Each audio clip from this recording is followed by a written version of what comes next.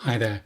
Welcome back to part two of this mini series about change and how change is possible, what gets in our way, and some resources to help you create more of the change you want in your life. So, in the previous video, we looked at why change is possible. Sometimes we think we're fixed, we can never change, it's in our DNA or our personality type. And we looked at the fact that we're like a diamond and sometimes life throws mud at us. And the mud is actually our thinking, our thoughts about ourselves and the world that sometimes stick, become unconscious habits, become thought habits we pick up from childhood and continue an innocent habit. In this video, we're going to explore a little bit more about what stops us letting go of those thoughts. If they're just thoughts and not our DNA, why can't we just let them go? Why can't we just come back to our innate self, our innate capability, our innate well-being, our innate confidence that we're born with? Why can't we see through the illusion of these thoughts, this mud? And that's just the first thing is that there's three misunderstandings. One is a misunderstanding of the nature of thoughts. Yeah, if we can see it as thought, as imagination, then we'll hold it more lightly. We'll hold it more lightly and it will just settle. Our mind just settles all on its own when we stop interfering with the system. When we see it as thought and not reality, and we allow it, knowing it's just going to pass, like a thought storm, it just settles all on its own. But we don't often do that. It's like a toddler having a tantrum. A toddler can have a tantrum. They've got a lot of thinking going on. Their diamond is really covered in mud in that moment. And they believe the stories. They think it is the end of the world. They can't have a sweet in that moment. But then it just passes. It just passes because they do nothing about it. Because deep down they know they're okay, whether they feel okay or not. They're not trying to fix their thinking. They're not trying to calm their mind. They don't care what people think of them as they have that experience. That's what they can do in the middle of the supermarket. And it just settles all on its own. So one of the misunderstandings of thought is actually it's self-settling. It's like a snow globe in our head is being shaken at times, but it settles all on its own when we stop interfering with the system. We stop trying to think our way to clarity or think our way to solutions, think our way to feeling okay again. When we do that, we end up fighting thought with thought and we just tie ourselves into knots. The more we understand the true nature of thoughts, it's pure imagination. It's pure imagination. It just settles all on its own. And when our mind settles, that's when we access our true self. We come back to being the diamond, our default setting. But it's not our habitual setting, because habitually we keep feeding the thinking.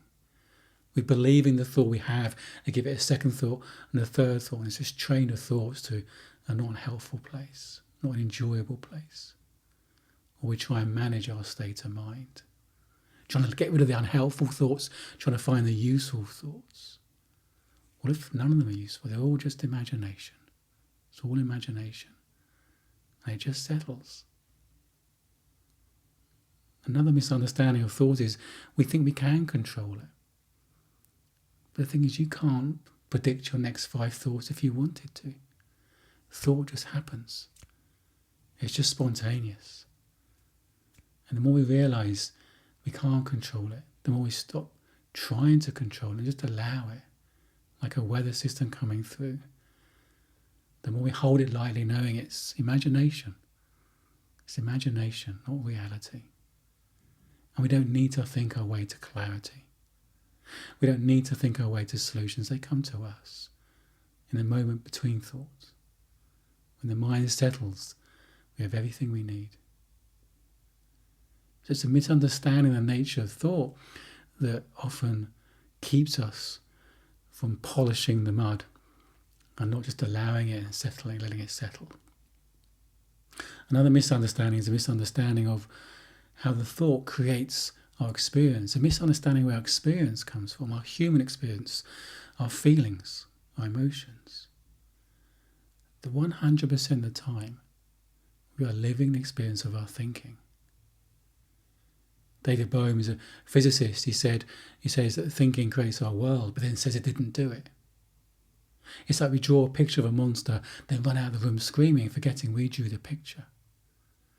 Do we live an experience of our perception of life in this movie in our head 100% of the time? Our movie is what we're feeling, not reality. It's our perception of situations creates our experience, not the situation. And we all live in our own different movies. We forget how we all have our own different movies going on. You can watch, there's an optical illusion, I might kind of find it and bring it up, of a ballerina spinning. When I show it in a room of people, some people see her spinning clockwise, some see her spinning anti-clockwise. And sometimes you can get her to change direction as you look at it. It's not actually spinning, it's a series of still images.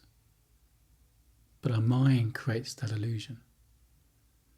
We live an experience of our thinking in the moment, nothing else. And the more we see that, the more we stop trying to chase the wrong place for the answers, the more we stop thinking, I'm okay if this changes, I'm okay when this happens. We stop trying to chase the external circumstances we think we need to feel more okay, to feel more safe, to feel happier, to feel loved. All those things are a place to come from within us, not a place to get to through circumstances. So the more we see where experience comes from, we can take more responsibility for it. We don't blame circumstances or people for our experience. We know it's our movie. It's our thinking. And the more we stop tying ourselves into knots, looking in the wrong place for the answers of peace, happiness, security and well-being. As I said before, there's always a goal behind the goal.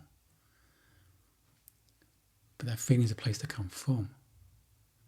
And the more we see what's creating our experience, thinking, and it just settles, we come back to that place innately. Contentment, fulfillment, happiness, enoughness. It's a place to come from. It's our innate state. And we stop interfering with our mind. But the mind's so elusive. The movie in our head is so plausible, so realistic. The best films we enjoy are the ones where we forget it's a movie at times. And our movie in our head has the best special effects department in the whole wide world. It has our feelings, our emotions. We forget it's not real. We forget it's imagination. And the more we see it as imagination, the more lightly we hold it. It just moves on. Any feeling we have, we allow it, notice it without going beyond noticing it. It just moves on. There's always a fresh experience coming through. Our mind is always settling. We come back to clarity, perspective, our innate self, our best self, to create more of the life we want. And the third misunderstanding is a misunderstanding where all this feeling of okayness, well-being, confidence, security, where it comes from. That all the busy mind is looking outside in those circumstances, blaming circumstances or people for how we feel, or trying to create the right circumstances to feel different. That's outside in. I'm okay if, I'm okay when. But we were born with it. We are that diamond, it's innate. We're only ever one thought away from back being in that space of connection to our true self. Connection to our true self. Yeah, we're human, we're going to have feelings, we're going to have thoughts, we're going to get triggered. But we're only ever one thought away back from to being back connection to our true self.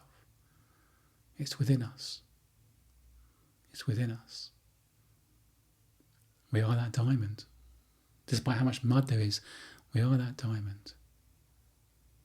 And the more we see these principles of our human experience playing out, the less we get tricked by it. It's like magic. There's certain principles of magic, and when you understand the principles, you get tricked less by magicians. There's a TV show called Falling Penn and Teller, and on this TV show, magicians have made a magic trick up, and they perform them in front of Penn and Teller. Penn and Teller, these American magicians in their 50s, 60s, highly experienced magicians. They've never seen these magic tricks before, but they understand the principles of magic so well. Things like sleight of hand, they're very hard to fool.